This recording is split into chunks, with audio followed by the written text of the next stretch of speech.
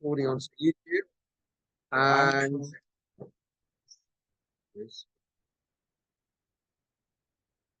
yeah. So without further ado, I'd like to pass over to Reverend Dr. Shaw. Yes, thank you, Stephen. Thank you all for having me back. I think this is the fifth time that I've spoken here. But either you're gluttons for punishment or you're desperate. It's nice to speak. I hope it'd be nice for you to listen. I thought we might spend some time this morning looking at something which we recite every single day, and that's the 30 principles of Rabbi Shmuel. I've actually got I sort of put out the list of the 13 as an aid memoir. I'm going to pass those round. And we say this religiously every single day. We practice we call it practice. Perhaps we don't always give it the attention it deserves. And dare I say it, I suspect sometimes it falls into the if time is lacking category, which is a great shame because it fulfills a really important function. Although we're very anxious that we should all spend every day some time studying Torah, Mishnah, and Talmud. Torah we have because we say the daily sacrifices, Kovni Lachmi. Mishnah we do, we say the Ezra Makomon, eight Mishnahs from there. And this is the introduction to the Sifra. It's a brighter from the Sifra, which is the Midrash on Vayikra, and that fulfills the role of Talmud. So it's really important that we do say it every day. So to refresh our memories, I thought we can look at these 13 principles and maybe give one example for each. So the first one, Kal V'chomer, maybe the most well-known. Kal V'chomer literally means lenient and strict. Usually comes with the Latin next to it, a fortiori, how you pronounce it, I don't know, which means from the strong argument. Right? It's a logical deduction, right? If I can't jump high enough to reach the ceiling here, I said, well, I'll jump high enough to touch the roof. That's very simple terms. But we use it Chazal use it to pose situations where we learn one thing from another. And funnily enough, Rashi, quoting a Midrash, says there are actually 10 examples of Kal V'chomer in the Torah. So one of them is, Moshe says, if the Israelites won't listen to me, how will Pharaoh listen to me? That's a sort of Kal V'chomer. But we're going to look at an example in the Talmud, and this is from a Gemara in Chulin, and it talks about the relative rules regarding to Leviim and Kohanim. Now, Kohanim aren't allowed to perform their priestly duties if they have a mum, a blemish. There's no retirement age for Kohanim. Leviim, on the other hand, age of 50, Leviim have to retire. They can't carry on. I think they're allowed to stand guard, but they can't perform the Levitical duties. So the question is, in the Gemara, they say, should they be banned if they have a blemish as well? If Kohanim, who can carry on without retirement, have to stand down for a blemish, then surely Leviim, who can only serve till 50, surely they should stand there if they have a blemish as well. So they pose a Kal V'chomer, they refute it, because the verse actually says, Zot Shel Leviim, specifically, this is a rule for Leviim about retiring at 50. So that's an idea of how they use Kal V'chomer, though in this case, it wasn't effective. Second one on your list, Gezerah Shava. So a general rule could be inferred from a similar phrase in two places. The example I'd like to give you is the word b'moado. In the daily sacrifices, we said this morning, our daily offerings, including Shabbat, have to be done b'moado. When it comes to the Korban Pesach, it says, V'yasu b'nei Pesach b'moado. And the rabbis derive from that the same word as Gezerah Shava. Therefore, since the daily offerings can be performed on Shabbat, the Pesach offering can also be done on the Shabbat, even though some of the ceremonies there would go against the laws of Shabbat. There are conditions with Gezerah Shava. You can't just find two words that you like, similar words, and make it your own laws. Gezerah Shava has to be a tradition, Halacha Moshe Messina, has to be tradition held down to Gezerah Shava. The two expressions must be from the Torah, and the words should be superfluous. What we call mufneh should be free, right? The verse should stand on its own without those words. And if all those conditions are met, then it's a Gezerah Shava. Similar to Gezerah Shava, but not identical, are the rules of Hekish and Smuchim. Hekish are where you have two laws in the same verse, and Smuchim where you have two laws in two adjacent verses. If there's time at the end, we'll go back to that. I'm not sure we'll manage that for another time. So let's look at the third one on your list. Binyan av mikatuv echad, and binyan av ktuvim. So a general rule in one verse, or a general rule derived from two verses. Okay, so a general rule from one verse. Torah says you're not allowed to marry a sister, whether it's a maternal sister or paternal sister, half sister, and therefore the grammars derive from that even your father's sister, whether it's from the mother or from his father, maternal or paternal, from that same one. General rule from two verses. So we have a verse saying that if you are in a field, a vineyard, a labourer can eat as he's finishing his work, can eat from the grapes. He can, it's the perks. He can have the grapes. And the next verse says, if it's a field of standing corn, he can help himself to the corn. What do we do about if it's other plants? If it was other fruits, what's the rule there? So you can't derive it from either of those two, because a vineyard has a specific rule with olalot, gleanings from grape, and you can't derive it just from standing corn. The standing corn has a specific rule about rules of challah. But the Gemara says, what do they have in common? They have in common shegadule karka. Both things grow from the ground, therefore they derive anything grows from the ground. Workers can help themselves if they're working in those fields. On to number 4, we're getting there slowly. On to number 4, miklal prat. Klal is a general rule, prat is a specific rule. If you have a general term followed by one or two particular examples, then it's limited to those particular circumstances. We have a pasuk, Adam ki apid mekem korban Hashem. If you make a korban to Hashem, min ha'pema from cattle, min ha'bakar from the herd, min ha'tzon from the flocks. So behema is a general thing. Then it says herds and flocks, which are domesticated animals. So the rule is the general term is limited to the specific. Only domesticated animals are allowed to give as a korban. The next one is the other way around. Mipratu chlal. So you have particular and then the general. If the particular instances are stated first, then the general category, instances other than the particular ones are included. It's as if the particular ones are just examples. So we have a pasuk. If you give your neighbor to look after a donkey, an ox, a lamb, the whole behema, or any animal, so that the particular comes first, then general. The idea is these other than those specifically mentioned can be included. They're just examples. However, number 6 there, if it's miklal uprat uchlal, if it's general, then a specific, then the general again, then the law is interpreted in terms of the specific. Here. It's very technical. I'm whizzing through, but bear with me. Okay, so pasuk v'nata hakesef. This is if you want to redeem you take your tithes, and if you can't take the actual stuff up to Jerusalem, you can redeem it for money, and then take the money to Jerusalem and buy things there. The verse says, if you give them the money, whatever your soul wants, herds, flocks, wine, and strong drink, or anything that your soul wishes. So you have a general, everything that you want, then specific, flocks, herds, wine, drink, then general again, everything that you would like. Then you take it to Jerusalem. So from this you learn it has to be like those specific ones that they mentioned. So it has to be food or drink you can take to Jerusalem. You can't redeem it on other things. Number 7 is mikashu tzarech lefrat, fratu tzarech leklal. Here you have a general and specific, and both need each other. So the example I brought for this one is redeeming the firstborn.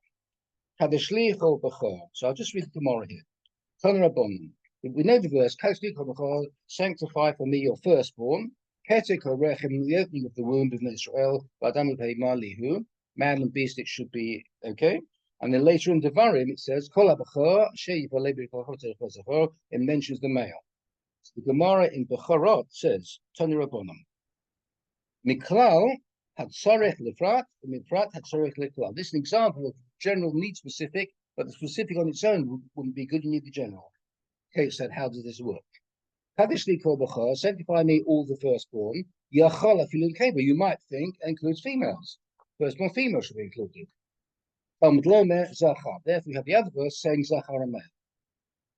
Zachar, but if it just said male, Yachol afilu yatzdan keva lefonav. You might think it might be a male after a female came first. Talmud Lomer Peterechem. Therefore, it says the one that opens the womb. I Peterechem, if it just said the one that opens the womb, Yachol afilu yotze acha yotze dofel. You might think even this yotze dofel is not a cesarean. So I'm not sure how they did cesarean in the olden days, but there was some way of being born without normal way. You might think even one that comes after a cesarean, Talmud Lomer Bechor, therefore it says a firstborn. So you've got the general and specific, and each one needs the other. Number 8. Right.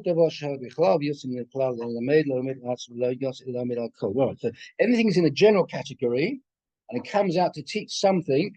It's not just to teach a particular thing, but to teach about the entire category.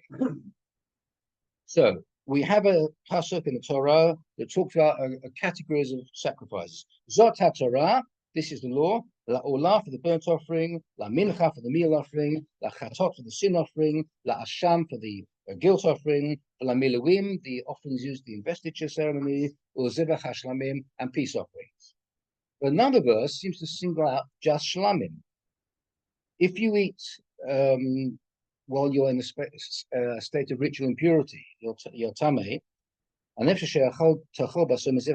eat shlamim in a state of tumah, then you have karet, passion to karet. Why just mention shlamim? According to this principle, the shlamim is an example to teach that all similar sacrifices, those who work on the altar, those offered on the altar, have the same punishment, karet. On to number 9. Okay, so if you have a particular instance of a general rule, then the similar to those included in the general rule, only the relaxation of the general rule, not its restrictions, are to be applied. Sounds a bit gobbledygook. Example, hopefully will clarify. We have a verse, Ish ki yakeh kol nefesh adam mot yumat. If you kill anyone, you're put to death. Nothing about accidental, nothing about deliberate. You kill somebody, you're put to death. But we have another verse in Bamidbar that if you kill somebody accidentally, they should go to Arya Miklat, the cities of refuge. You know, the cities of refuge that were set up. There were 6 cities of refuge out of the 48 Levim, it is, yes.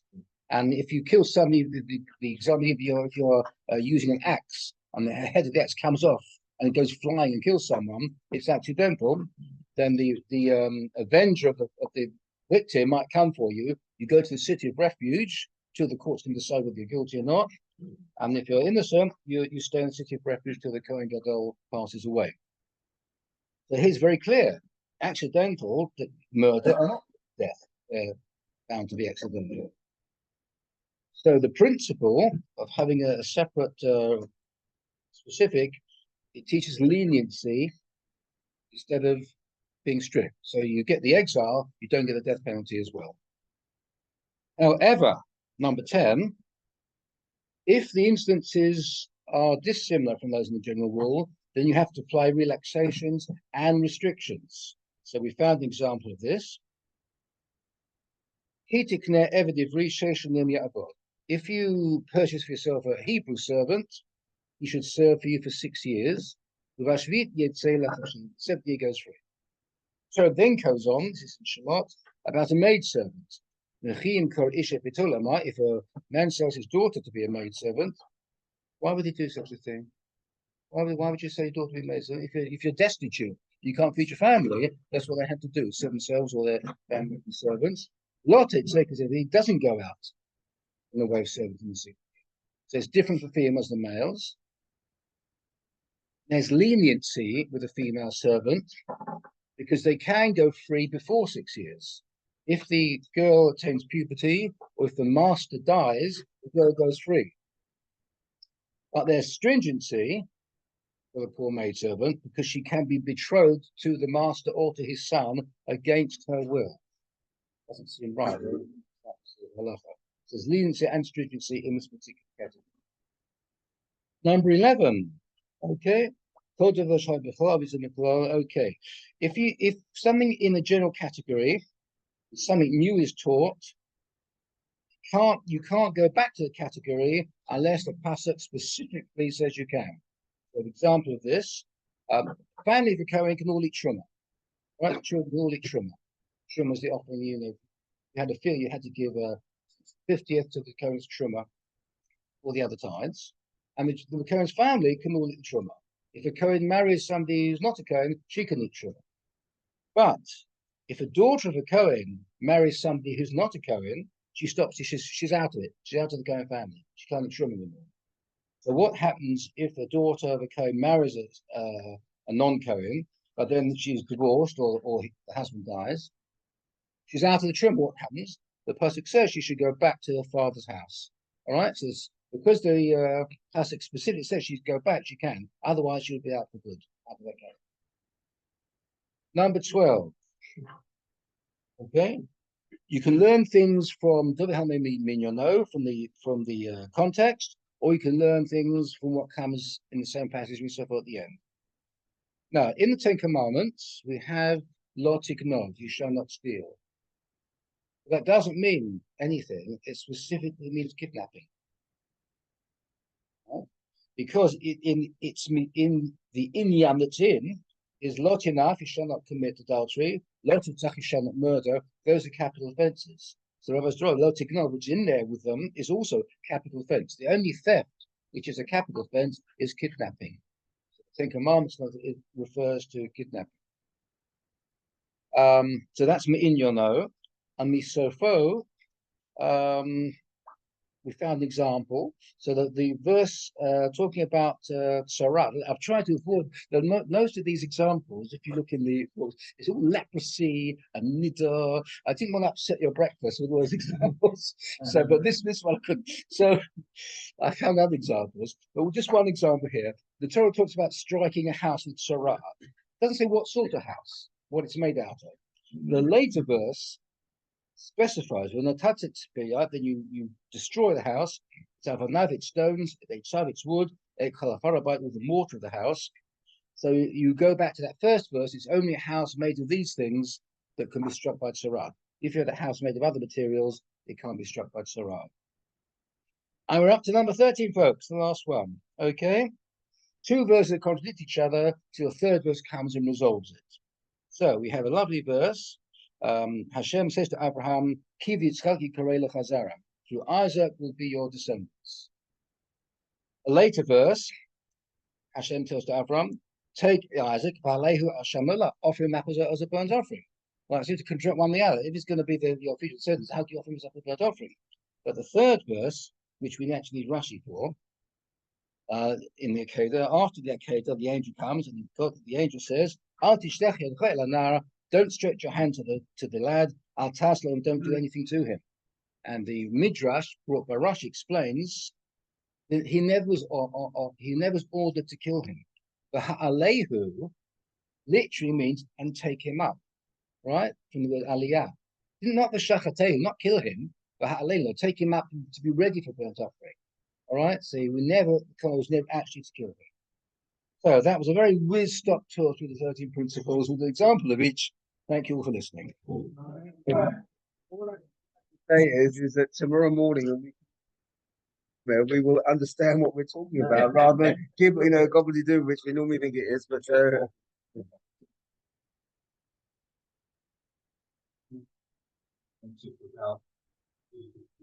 he was originally studying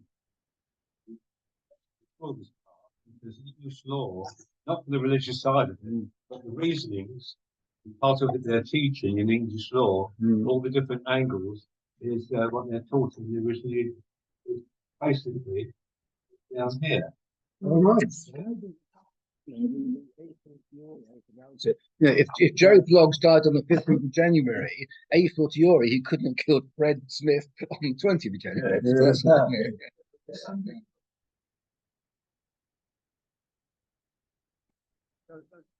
Often we read things, rush through things in our prayers or in our, the early part of the prayers, and we don't even think about what we're talking about. We're just mumbling words. In fact, there's so much background to what we say. So thank you very much for that. Thanks for standing in anyway. Thank you, Carol, for organising as usual. I will give details of next week's talk at some stage this week. Have a good week, everyone. I will now stop the recording and I'll say the bracha acharona.